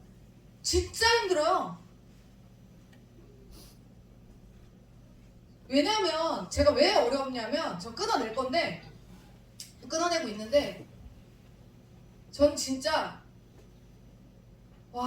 성도들 위해 신경 안 쓰고 살면 제가 욕할 일이 사실 많지 않습니다, 여러분. 진짜로. 그런데 성도들의 삶을 보면서 제가 막 이제 화가 나고 그것에 대해서 제가 막 이제 욕을 하고 쌍욕을 막 하게 되는데 하나님 그런 마음을 왜 주세요? 애초에 주지를 마시지. 그냥 그런 얘기를 들어도 어떤 뭐 정모가 경찰서에 갔다는 얘기를 들어도 내가 화가 안 나면 무관심하는 마음이 있으면 내가 화를 낼 일이 없잖아. 그냥 좀 여러분들은 그런 얘기 들으면 어떤 성도가 어떻게 됐다 그러면 막 화가 나요? 화 안 나죠. 그러려니 하죠. 근데 저는 화가 나요. 그래서 기어이 내가 전화를 해갖고 뭐라 한다니까. 거기다가 그렇게 하면 안 된다고 막 이렇게 한다니까요. 근데 나도 여러분들과 같은 마음을 가지고 있었으면 좋겠는데 그러면 내가 욕을 안 할 텐데 그런 마음이 아니어갖고 욕이 나와요, 제가. 그래서 너무 하나님 차라리 그런 마음을 주지를 마세요. 그냥 무관심하게 해서 욕도 하지 말라고 하면서 저 하나님이 욕하지 말라고 해서 지금 안 하는 거거든요. 욕도 하지 말라고 하면서 왜 그 마음을 주셔가지고 미치고 팔뚝 뛰게 만드냐고 제가 막 그러거든요.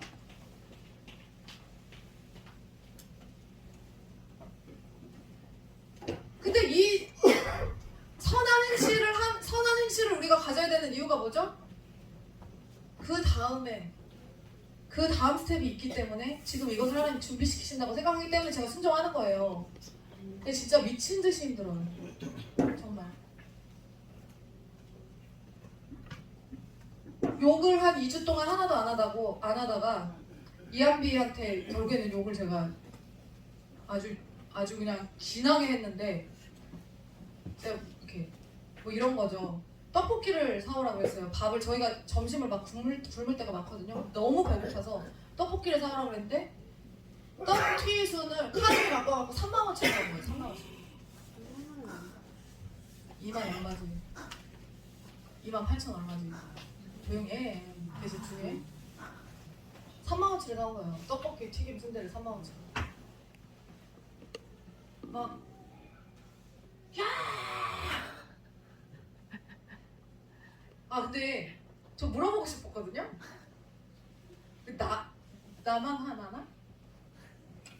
나만 하나고 나만 욕이 나올 정도인가 이게? 그런 거예요? 화 나는데요? 4명. 아니 5명이죠. 오빠랑 다 같이 먹는 거예요. 그러니까 아 이슬비는 거의 안 먹어요. 25,000원인가 그때 나왔어요. 그래서 제가 엄청 욕했거든요. 근데 휘민이가 말렸대요. 옆에서. 야 이거는 좀 이 금액은 아니지 않니? 떡볶이 튀김 순대를 이 가격은 좀 아니지 않니? 말렸다는 거예요. 그래서 제가 막 너무 막 분노를 해가지고 막 욕을 하고 놀면서 또 그 이후에 놀면서 이한비가 그 9,000원짜리 식사를 했어요. 놀면서 9,000원짜리 식사를 하고 그 공부방 바로 옆이 맥도날드 아니 그 롯데리아가 있거든요. 공부방 바로 옆에. 그런데 놀면서 거기서 배달 주문을 시켜갖고 배달비를 4,000원을 쓴 거예요. 저 배달비 안 썼어요. 아니 최근에 말고 언제요? 있어. 저 맨날 포장하는데 내가. 아 있어. 배달비를 4,000원을 쓴 적이 있어요. 그래가지고 제가 집에 가자. 너무 그때 화가 나가지고 뭐 하는 거야! 막 이러면서 막 욕을 막 엄청나게 했죠. 여러분 이게요 제가 근데 욕을 하고 나서 아 내가 요거를 참았어야 되는데 막 되게 후회를 했거든요. 이걸 저는 욕에만 관점 그러니까 쟤는 욕먹을 짓을 했지만 그래도 내가 욕을 참았어야 되는데 아 내가 거룩해야 되는데 막 이러면서 제가 지금 막 이걸 지금 하고 있거든요.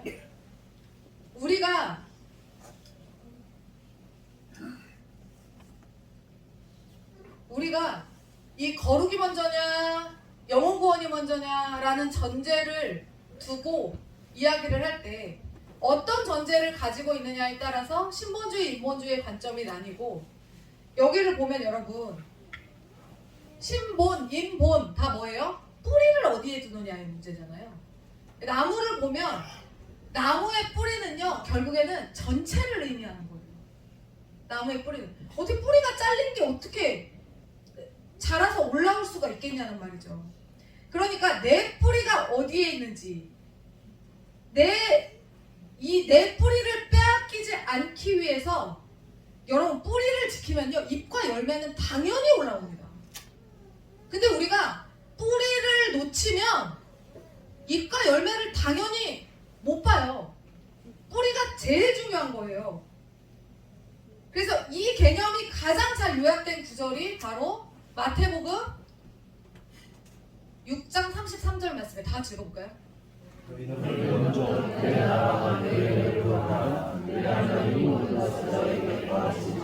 바로 전제 우선순위 결론입니다. 우선순위가 무엇이냐? 네. 여러분이 전제할 때 무엇을 우선순위에 두느냐?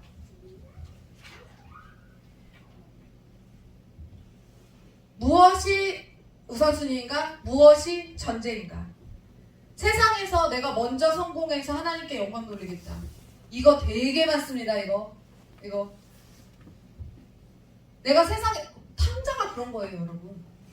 탕자가요. 세상에서 내가 성공해서 아버지께 돌아오겠다고 한 거예요. 전제가 뭐였어요? 세상의 성공이 그 탕자에게 전제였어요. 정말 멀리 갔다가 하나님께 엄청 두들겨 맞고 돌아오죠. 우선순위가 잘못됐던 거예요. 세상의 성공이 문제가 아니라 하나님께 먼저 영광 돌리는 사람을 하나님께서는 세상에서 높여주신다는 사실이에요. 제가 어제 그 고백을 했잖아요. 우리 성도들한테. 예전에 제가 돈을 하나님께 구했을 때 왜 구했다고 그랬어요?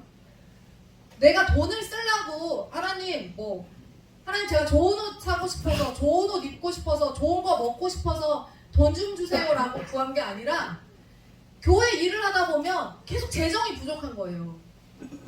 그리고 성도들에게서 나올, 그때는 사업하는 사람들도 많지 않을 때고 사업을 했어도 돈을 많이 못 버는 때였어요. 사람들이. 그러니까 한마디로 돈을 어느 정도 융통할 수 있는 사람들이 한 명도 없을 때였어요. 우리 교회에. 그러니까 나올 게 뻔해. 성도들 간신히 11조하고 감사헌금하면 그 땡이야. 없어. 그리고 막 그때 우리 막 대학생들이었을 때, 에? 우리가 얼마나 그래도 12년 됐잖아요. 12년 전에 여러분들, 에? 12년 전에 여러분들이 11조 얼마 했나를 가늠을 해보면 교회가 어려웠겠구나를 알 거 아니에요. 에? 그런 상황에서 교회 일을 해야 될 때 너무 어려운데 돈이 없는 거야. 근데 저는 진짜 자존심 상했어요. 돈이 없어서 하나님의 일을 못한다? 왜? 이게 말이 돼? 여러분 말이 됩니까? 돈이 없어서, 그러니까 여러분들은 성도 입장에서 돈이 없으면 못할 수도 있지라고 생각하실 수도 있는데 그 성도의 입장이라 그렇게 생각하는 거고요. 저는 하나님의 능력을 정말 정확하게 알고 있는데 얼마나 크신 분인지 상상할 수 없어서 하나님이잖아요. 그런 분인데 돈이 없어서 못해? 하나님의 일을? 꽤 이상하잖아요. 안 이상해요? 난 이게 이상했어요. 하나님의 일인데 여러분 아빠가 야 너 이거 이렇게 해놔. 그러면 뭐래도 그럼 그거 할 거를 제로라도 주고 시켜야 될 거 아니야 그 일을. 근데 없는 거에서 유를 창조해가지고 무에서 유를 창조해갖고 휘민이한테 뭐를 시키면서 할 수 있는 건 아니잖아요. 그러니까 그게 늘 이상했어요. 그래서 그것 때문에 하나님께 더 그 부분에 대해서 매달리고 구했어요. 하나님 저 좋은 집 가서 살고 싶어요. 아니. 하나님 저 좋은 옷 입고 싶어서. 아니. 그렇게 해서 구한 적 한 번도 없어요. 그래서 맨날 지금도 여러분들이 저거 갖고 놀리잖아요. 그지 옷 입고 있었던 거.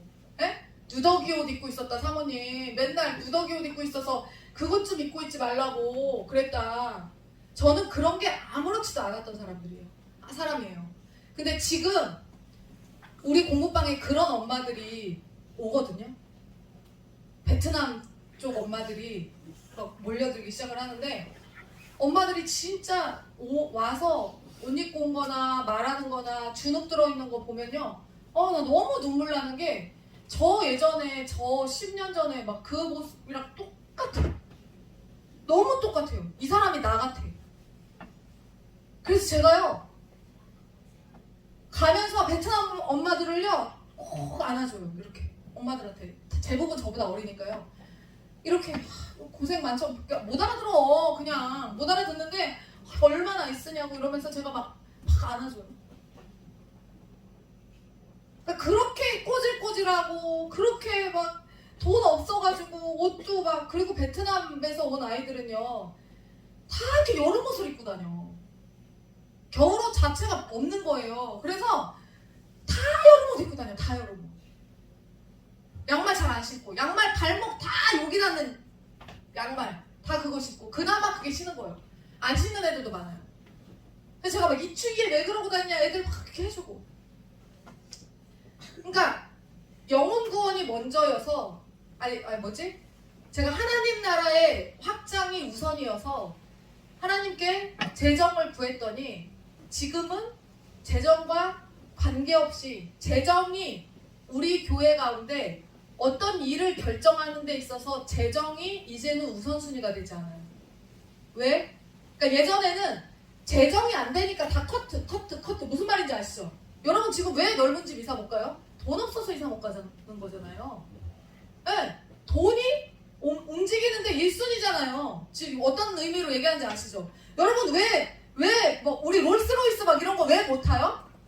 돈이 없으니까 못 하는 거잖아요. 네, 그런 거잖아요. 그러니까 어떤 것을 결정하는 데 있어서 대부분 우선순위가 1순위가 돈이란 말이에요. 근데 저는 그게 일상적인 것이긴 하지만 교회 안에서도 어떤 일을 하나님의 사역을 결정하는데 1순위가 재정이 된다는 사실이 되게 마음이 아팠던 사람이라는 거예요. 저는 교회에서만큼은 그러지 않아야 되는 거 아닌가? 그렇게 생각했던 사람이에요. 저는. 그래서 구했는데 하나님이 주셨고 지금은 그래서 우리 교회가 최소한 재정 때문에 재정이 1순위가 되지 않고 우리가 지금은 건강이에요. 건강. 내가 이 행사를 소화할 수 있을까? 지금 이제 그게 문제이긴 하지만 또 지혜롭게 해야 되는 거죠. 그런데 재정이 1순위가 돼서 못하게 된다는 거는 되게 하나님 입장에서 자존심 상하는 거 아니에요? 오늘 아까 뭐라 그랬어요? 야 내가 네 우리에서 염소 빼가지 않는다, 양 빼가지 않는다, 소 빼가지 않는다. 아까 교동문 여러분 들으셨죠? 다 내 건데 내가 네 거에서 내가 뭘 뺏어가겠다고 내가 뭘 뺏어가겠다고 너 그러고 있니? 시편 아까 교동문에서 그거 얘기하시잖아요. 다 내 거야, 다 내 거. 너는 예배해. 그러잖아요. 너는 예배해. 우리가 세상의 성공이 먼저가 아니고 하나님께 먼저 영광을 돌리는 사람은 세상에서 여러분 당연히 높아집니다. 제가 작년에 베트남 아이가 처음에 왔을 때 엄마가 한국말을 못하는 엄마가 와가지고 여러분이 이민을 가가지고 사는데 네? 여러분이 베트남을 간다고 생각해 봅시다. 베트남에 가서 여러분들이 학원을 보내야 돼. 베트남 원장님이야. 근데 베트남 원장님한테 갔더니 뭐라고 샬라샬라 뭐 얘는 어떤 뭐 이렇게 뭐 설명을 해줘. 네? 얘를 맡기고 와야 돼. 얘도 한국말 잘 못해. 나도 못해. 무슨 말인지 못 알아듣겠어. 근데 나보고 책 사오래. 어디 가서 무슨 책을 사야 될지도 모르는데 책 사오래. 힘들지 않겠어요? 그걸 헤아려야지. 어머니 걱정하지 마세요. 제가 다 사겠습니다. 몸짓, 손짓, 발짓 해가지고 막 팝하고 돌리고 해가지고 막 다 걱정하지 말라고 해주고 그러고 나서 1년을 그 아이를 진짜 사랑으로 제가 케어해줬어요. 그랬더니 그 엄마가 베트남 커뮤니티가 대단히 잘 돼 있습니다, 여러분. 그 엄마가 베트남 커뮤니티에서 우리 애는 어느 공부방에 다니는데 공부방 원장님이 너무 잘해줘. 그러니까 베트남 애들이 줄줄이 사탕으로 들어오는 거예요. 줄줄이 사탕. 그 베트남 아이들이 착해요. 한국 애들보다 훨씬 순박합니다. 그리고 엄마들이 절대 이상한 행동 안 해요. 대단히 상식적입니다. 너무 감사하게 저는 사랑으로 애들 케어만 해주면 되는 거예요. 근데 제가 목회하지 않았으면 제가 목회를 안 했으면 제가 목회 본능으로 그 엄마를 그렇게 케어했던 거였거든요. 영원 사랑하는 마음이 있으니까 기본적으로. 그렇게 했더니 그 뒤에 돈이 따라 들어오는 거잖아요. 계속 들어요, 계속. 여러분이 제가 어제 말씀드렸어요. 하나님은 전제를 바꾸시기 위해서 지진을 주신다고. 네? 왜 삶이 흔들려? 여러분 지금까지 잘 여러분 살아오셨어요? 어느 때까지 잘 살아왔어요? 그러다가 내 삶이 막 흔들리는 것 같아? 그럼 왜 흔들려요? 99%가 하나님이 이제까지 가지고 있던 너의 전제를 좀 바꿔보지 않을래? 그거예요. 거의 다. 거의.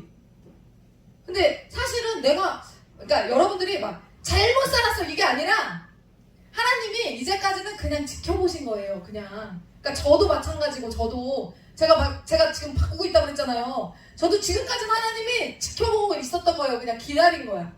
근데 이제 때가 된 거예요. 그때가 왜 됐는지는 나는 모르지. 여러분도 모르죠. 그렇지만 어쨌든 그때가 된 거야. 그러면 그때가 됐을 때 전제를 바꾸시기 위해서 하나님이 흔드시는 거예요. 그게 무너져야지 새로운 전제가 생길 거지. 삶의 우선순위를 어디에 두느냐가 대단히 중요하고 삶의 모든 순서, 우선권을 주님께 둔 사람만 하나님은 특별히 높여주신다. 네. 그래서 모든 우선순위를 하나님께 두자. 이게 바로 전제 싸움에서 승리하는 비결입니다. 네, 오늘 말씀 여기까지 마치도록 하겠습니다. 제가 저기 할게요.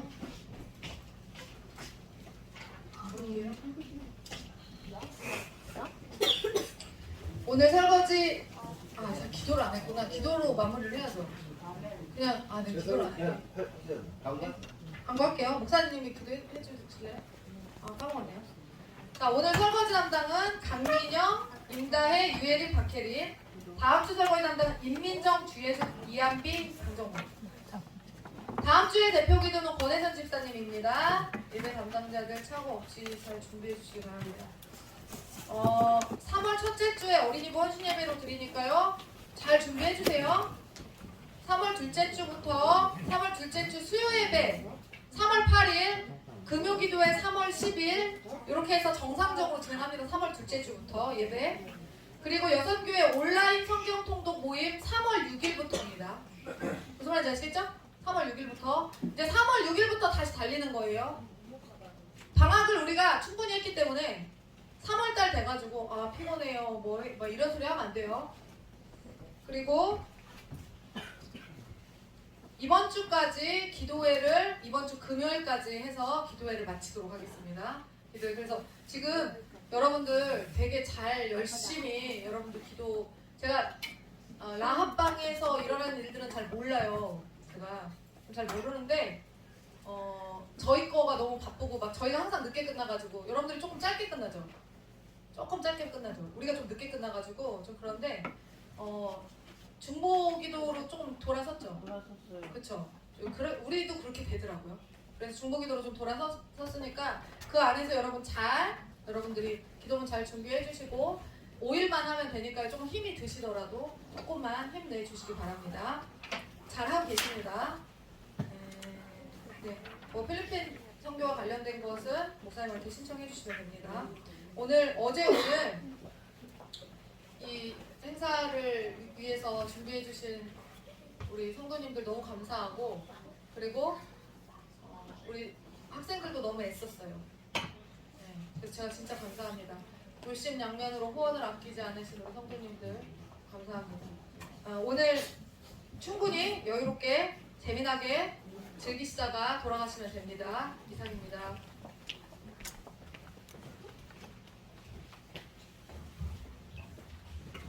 다 같이 일어나겠습니다. 찬송의 말씀 나누겠습니다. 준비! 아멘. 더 깊은 부르심으로 더 높은 부르심으로 돌아! 새 것이 되었도다. 네. 기다렸습니다. 하나님 감사합니다. 우리 믿는 자들에게 있어서 가장 먼저 전제되어야 할 것은 세계관입니다. 하나님의 눈으로 세상을 바라보고 하나님의 눈으로 사람을 바라보고 하나님의 눈으로 사건을 바라볼 수 있는 그 세계관이 우리 안에 장착되어야겠습니다. 사단은 그 세계관을 빼앗기 위해서 세상의 가치와 세상의 수많은 것들로 우리를 유혹하고 속이고 농락합니다. 하나님 이 시간 간절히 소원하오니 어린아이부터 우리 어른 모든 이들이 하나님의 세계관으로 장착되게 하시고 하나님의 눈으로 영혼을 바라보고 하나님의 눈으로 성도를 바라보고 하나님의 눈으로 이웃을 바라볼 수 있는 참된 믿음의 사람들 하나님의 세계관을 가진 자를 낼 수 있도록 축복하여 주시옵소서. 하나님 이 시간 우리 성도들이 주님 앞에 예물을 준비하였습니다. 드린 손길마다 하나님 축복하시고 그들의 가정과 사업과 직장 가운데 하나님 역사하여 주시고 기름 부어 주시옵소서. 하나님 여러 가지 참으로 어렵고 힘든 시기 가운데 우리가 이 시간들을 통과하고 있습니다. 하나님 모두가 어려운 상황 가운데 있습니다. 하지만 그런 시대적 흐름과 상황과 상관없이 하나님의 사람들은 하나님께서 지키시고 하나님께서 보호하실 줄 믿습니다. 우리가 믿고 따라야 할 분 오직 하나님 한 분임을 믿사오니 우리가 하나님 앞에서 우리의 가진 모든 것들 또한 세상의 모든 것들 천지 만물이 하나님의 것임을 고백할 수 있는 믿음이 있게 하시고 그 안에서 우리의 것을 빼앗고 우리의 것을 갈취하고 강탈하는 분이 아니라 오히려 우리에게 더욱더 풍성하게 부어주시고 역사하시는 분이심을 우리가 믿을 수 있는 그 믿음이 있기를 원합니다. 그 믿음을 가진 자에게 그리고 실제로 그렇게 믿음대로 행하는 자에게 하나님 기름 부으셔서 하나님 사업, 직장, 가정 특별히 여러 가지 재정적인 문제들이 하나님의 능력 안에서 해결되어지고 남들 다 어려워도 하나님의 뜻대로 사는 자들은 풍성해지는 놀라운 역사 있도록 축복하시고 인도하여 주시옵소서. 꼭 이 문제 가운데 하나님 깨닫기 원하는 하나님 사람이 있다면 하나님 깨닫게 하시고 또한 우리가 부족함으로 알지 못했던 것들이 있다면 알게 하시고 그 모든 상황 속에서 더욱더 하나님을 향한 믿음과 하나님을 향한 온전한 그 신뢰함이 넘칠 수 있도록 축복하여 주시옵소서. 지금은 우리 구주 예수 그리스도의 은혜와 하나님 아버지의 무한하신 사랑과 성령님의 감화 감동대주 역사하심이 오늘 주님의 뜻대로 살기로 결정한 모든 성도들 위해 지금으로부터 영원토록 함께 하시기를 간절히 축원하옵나이다. 아멘.